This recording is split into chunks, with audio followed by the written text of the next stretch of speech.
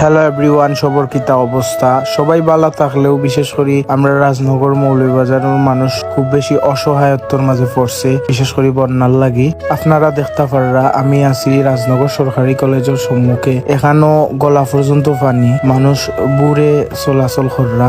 এই রাজনগর সরকারি কলেজে আশ্রয় কেন্দ্র হিসাবে ব্যবহার করা ওর। রাজনগর সরকারি কলেজের প্রথম তালার অর্ধেক পর্যন্ত পানিতে টুইটুম্বুর হয়ে গেছে, কিন্তু দ্বিতীয় তালাত মানুষ অবস্থান করছে আশ্রয় কেন্দ্র হিসাবে।